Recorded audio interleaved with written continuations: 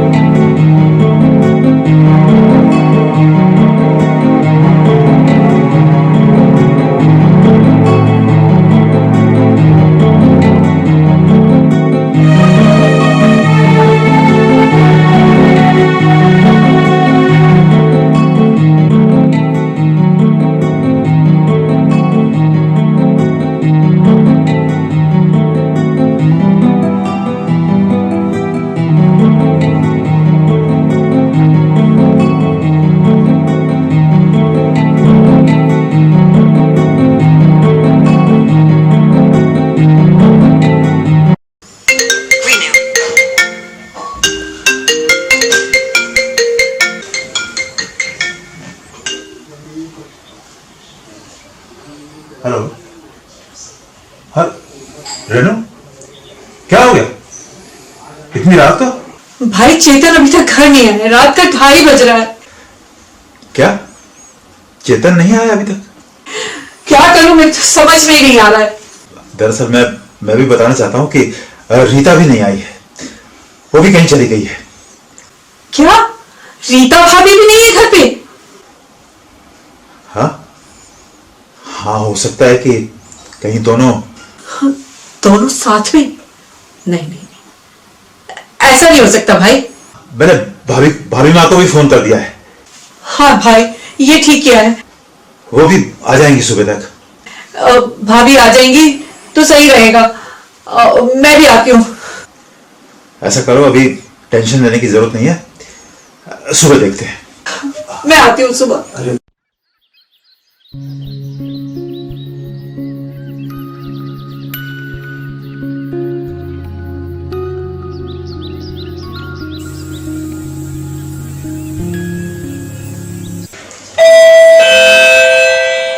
व्यवस्थित भाभी आइए।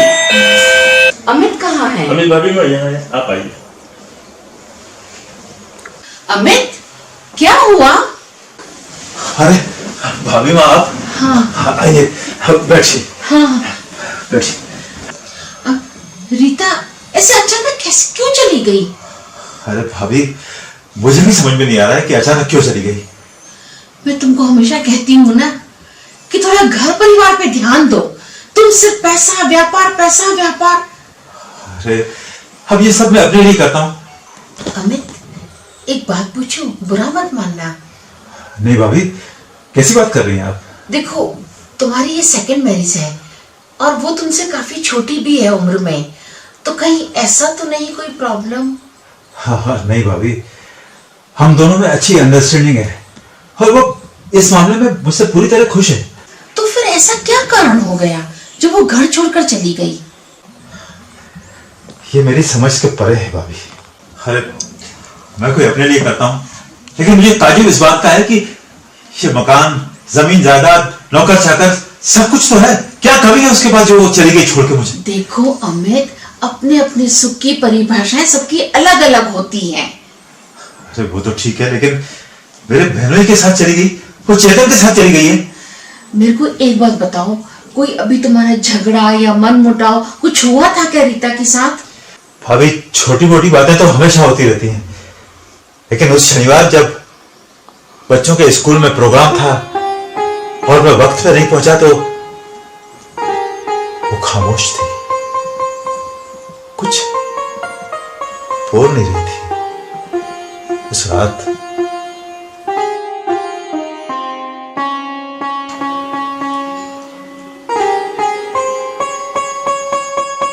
रीता रानी,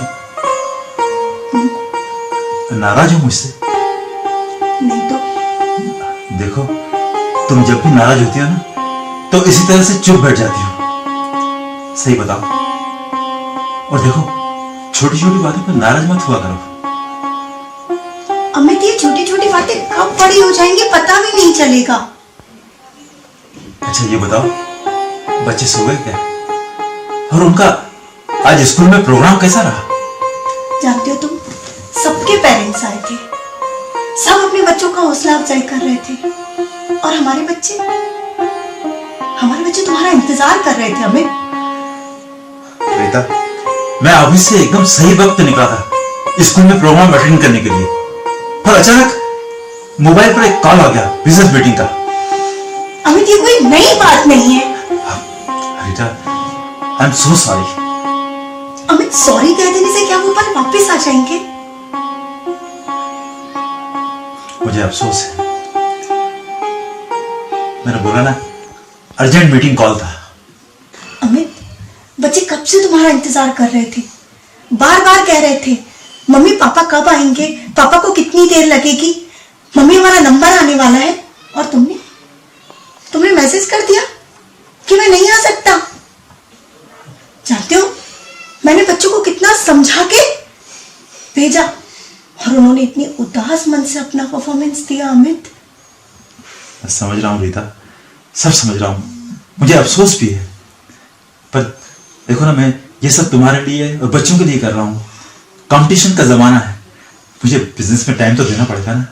अमित, हमारे पास किस चीज की कमी है? सब कुछ तो है हमारे पास, और कंपटीशन की दौड़ में कब तक भागते रहोगे तुम? रीटा, मैंने जिंदगी में बहुत अभाव देखे हैं, मैं नहीं चाहता कि मेरे बच्चे उन अभावों को देखें, उन अभावों को झेलें। बस थोड़ा वक्त और मुझे मेहनत करने दो, फिर हम सुनहरे भविष्य में होंगे, हमारा भविष्य बहुत अच्छा होगा। रीता, अमित, थोड़ा थोड़ा करके बहुत लंबा वक्त बीत गया है अमित, और कल के फेरे में हम आज को क्यों खो रहे हैं अमित? कल बच्चे बड़े हो जाएंगे, हमें पूछेंगे भी नहीं। पैसा, धन दौलत, सुख सुविधाएं तो सब होंगी अमित हमारे पास, पर क्या ये हसीन पल हमारे पास वापस आएंगे अमित? अरे यार रीटा, तुम फालतू में चिंता मत किया करो, सो जाओ आप यार।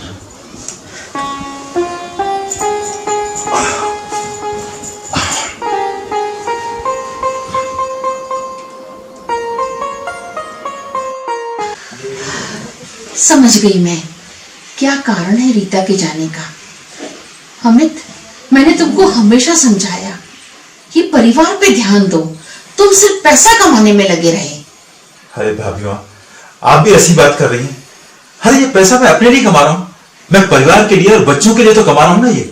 अमित, मैं मानती हूँ कि तुम पैसा सिर्फ उनकी खुशियों के लिए कमा रहे थे, मगर तुमने अपने परिवार पे बिल्कुल भी ध्यान नहीं दिया, कोई वक्त नहीं दिया तुमने उनको। आपका मतलब ये है कि ये मेरा भ्रम है कि मैं अपने परिवार के लिए पैसा कमा रहा हूँ? अमित, ये भ्रम सिर्फ तुमको नहीं है, बहुत सारे लोगों को है। ऊंचे महलों में रहने वाला सुखी नहीं होता है, छोटे मकान में रहने वाला भी इंसान सुखी रहता है। और तुम सिर्फ पैसा कमाते रहे, तुमने परिवार पे ध्यान और वक्त कुछ नहीं दिया। अरे भाभी माँ, मैं आपकी बात समझ गया, मैं अपने आप को तो संभाल लूं, लेकिन उन बच्चियों का क्या करूं जो रात को मुझसे तमाम सवाल करने लगी कि माँ कहाँ चली गई। कल रात को जब मैं उनके कमरे में गया तो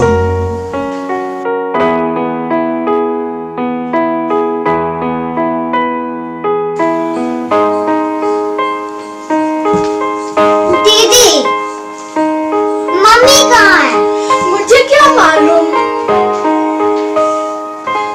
अरे दर्शिका, काव्या, बेटा तुम लोग अभी तक जाग रहे हो, सोए नहीं? हमें मम्मी के बिना बिल्कुल भी नींद नहीं आई। मम्मी कहाँ है? अरे बेटा, मम्मी नानी के पास गई है। क्यों गई? हमें बिना बताए। अरे बेटा, नानी की तबीयत खराब थी इसलिए गई है। नानी को क्या जाना है? बेटा चलेंगे, हम भी नानी के पास चलेंगे, सैटरडे संडे को तुम्हारी छुट्टी रहेगी ना, तब चलेंगे। ठीक है? आज आप भी हमारे साथ सोगे प्लीज। हम सो जाएंगे बेटा। ठीक है, मैं भी तुम्हारे साथ सो जाता हूँ। सो जाओ सो जाओ, चलो आ जाओ आ जाओ आ जाओ, सो जाओ। पहनो कंबल, पहनो, तकिया सीधा करो।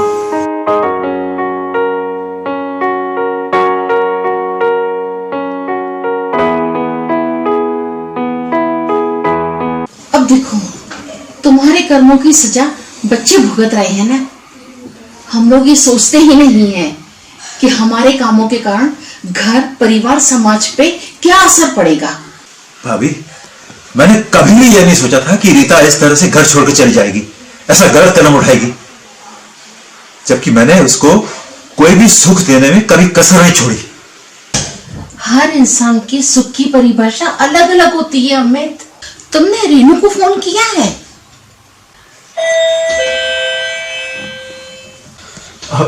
भाभी माँ, लगता है रेनू आ गई है। हाँ। भाई, भाभी माँ, ये क्या हो गया? रेनू थोड़ा हिम्मत से काम लो, सब ठीक हो जाएगा। भाभी, इन दिलासों से क्या होगा? रेनू, इसमें गलती तुम्हारी भी है। लेकिन भाभी माँ, मेरी क्या गलती है? इनफैक्ट गलती तुम दोनों की है। तुम दोनों ने अपने अपने परिवार पे कोई ध्यान नहीं दिया। तुम पैसा कमाने में लगे रहे और तुम अपनी किटी पार्टियों में। मतलब? तुमने यदि ध्यान रखा होता ना तो ये सब ना होता, और ये सब चीजें एक दिन में तो हुई नहीं होंगी। लेकिन भाभी, ये सब हो जाएगा ऐसा मैंने कभी सोचा भी नहीं था। तुम्हें रीता और चेतन के संबंधों के बारे में अंदाजा तो हो गया होगा। कैसी बातें करते हो भाभी? मुझे बिल्कुल भी अंदाजा नहीं था। रीता भाभी मेरे घर आती थी, चेतन और वो दोनों हंसी मजाक करते थे, दोनों मेरे अपने थे, और ऐसे रिश्तों में कोई शक करता है भला?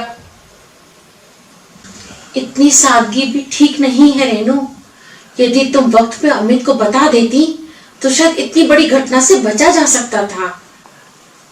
भाभी, अरे जो हो गया सो हो गया, लेकिन दुख तो इस बात का है कि हम थाने में रिपोर्ट भी नहीं कर सकते, क्योंकि हमारा खुद का ही मसला है, बाहर बदनामी हो जाएगी। अब समझ में नहीं आता कि हम करें तो करें क्या। फिलहाल तो देखो, हम लोग को अपना मुंह बंद रखना पड़ेगा। रेनू, तुम कुछ दिन यहीं रह लो, भाई के साथ रहोगी तो अच्छा लगेगा। अभी एक काम करो, आप कुछ दिन हमारे साथ यहाँ पर रहो। नहीं नहीं, बहुत मुश्किल है मेरा यहाँ रहना।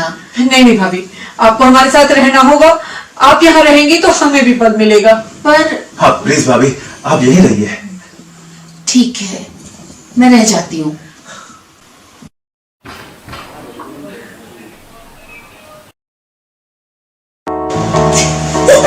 हाँ जी।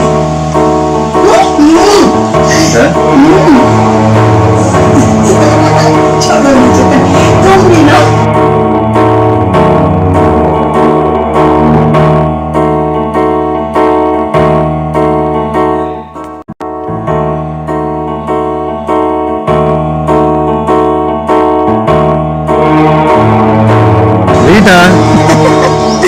बोलो ना चेतन। यार ऐसा तो नहीं, अपन घर से बहुत दूर भाग के आ गए, अपने घर वाले परेशान हो रहे हैं। अमित, हाँ। उसे तो अपने बिजनेस से फुर्सत नहीं है, उसे तो केवल पैसा कमाना है। अरे यही प्रॉब्लम तो मेरे साथ थी, मेरी वाइफ को किटी पार्टी से फुर्सत फ्री नहीं रहती थी। यार एक बात बता, पूछो। यार तुमने अपनी उम्र से इतने बड़े आदमी से शादी कैसे कर ली? मम्मा पापा को उसका पैसा दिखा, उसकी पावर, उसकी पोजीशन। कहते उम्र बड़ी है तो क्या हुआ, रुतबा तो बहुत ऊंचा है, बस करा दी शादी।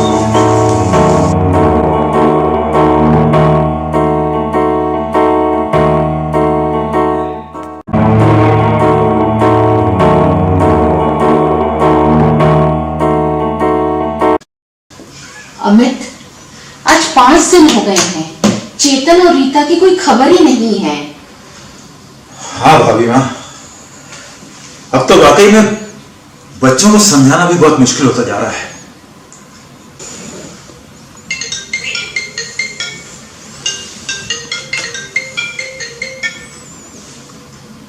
हेलो जी, अमित शर्मा बोल रहा हूं। क्या मीटिंग है? Business meeting? अच्छा, होटल रैमसन प्लाजा, शाम को 5 बजे। Okay sir, I will be there sharp 5 PM। Okay sir, thank you.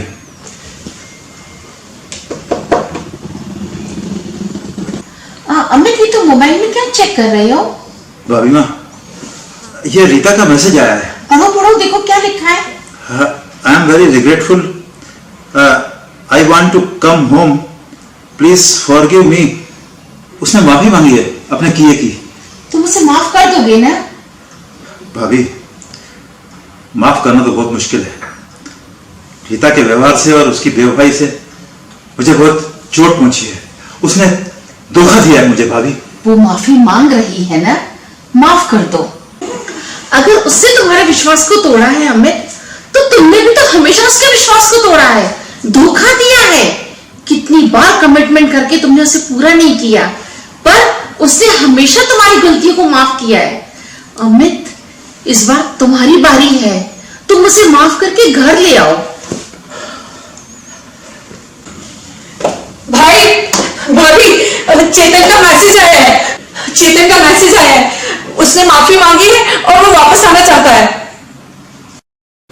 Renu, मेरे मोबाइल पे भी ऐसा ही मैसेज आया है रीता का। आपके मोबाइल पे भी मैसेज आया है? तो कोई गेम तो नहीं कर रहा हमारे साथ? गेम? रेनू, अमित देखो, ये गेम वेम की बात तो छोड़ दो, और तुम ऐसा करो, चेतन को फोन लगाओ कि वो यहीं पर आ जाए। उसको बताओ कि तुम भाई के घर में हो। हाँ हाँ। हेलो, हाँ, मैं बोल रही हूँ। हाँ, आप यहाँ भाई के घर आ जाइए, मैं भाई के घर हूं। हाँ ठीक है, ओके। भाई, चेतन वापस आ रहा है। भाभी, आप बिल्कुल ठीक कहते थे कि चेतन जरूर वापस आ जाएगा। आपके अनुभव देखो यहाँ काम आ रहा है। You are great. अरे अभी तुमने मेरी ग्रेटनेस को पहचाना कहाँ है?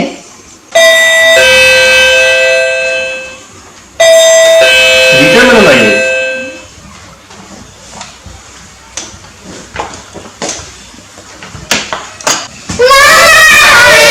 मेरे बेटे, मम्मा मम्मी छोड़ के कहाँ गए थे? कहीं नहीं मेरी गुड़िया।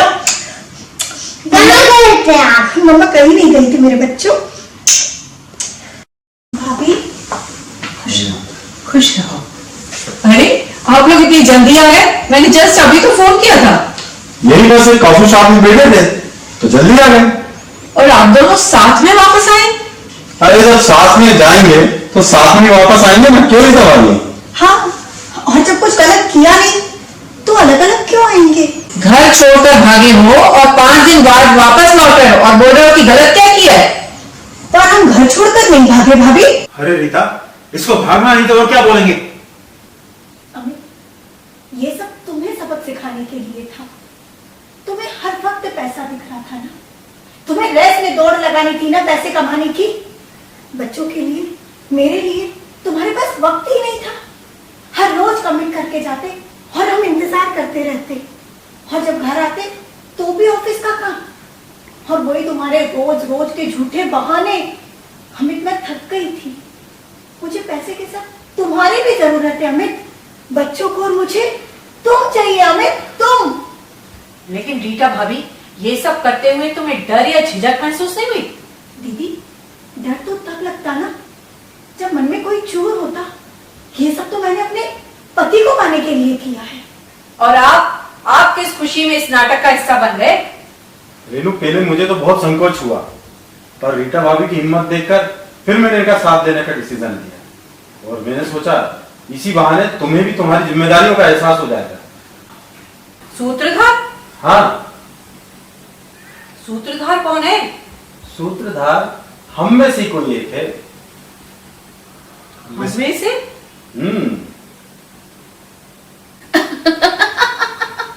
हाँ मैं। हाँ रेनू, अपने बच्चों की खुशी के लिए मैंने ये नाटक किया। अमित को मैंने कई दफा समझाया, पर जब अति हो गई और रीता की तकलीफें मुझसे देखी नहीं जा रही थी, तब शॉक ट्रीटमेंट अपनाकर मैंने अमित को समझाया और ये नाटक किया। लेकिन आप लोग 5 दिन थे कहां? एक्चुअली क्या है रेनू, तुम तो जानती हो मैं मेडिटेशन सेंटर जाता रहता हूँ। इन दिनों मेरा 4 दिन का मेडिटेशन सेंटर, मैं 4 दिन रुका। मैं इगतपुरी में मेरा मेडिटेशन सेंटर था, और पास में नासिक में मैंने रीता भाभी को अपनी सिस्टर के यहाँ छोड़ दिया था। अमित, रेनू समझ गए ना मेरे नाटक की असलियत। और क्यों, अब तो मुझे नाटक करने की जरूरत नहीं पड़ेगी ना कभी। नहीं भाभी माँ। नहीं भाभी माँ, नहीं भाभी, अब मुझे अपनी गलती का एहसास हो गया है। अब तो मैं शाम को रीता की घर वापसी की पार्टी दूंगा, सेलिब्रेट करेंगे। नहीं नहीं नहीं नहीं नहीं नहीं, रीता की नहीं, तुम्हारी घर वापसी का सेलिब्रेशन करेंगे। अच्छा, मेरी घर वापसी हाँ। और रीता की घर वापसी। भाभी माँ जिंदाबाद।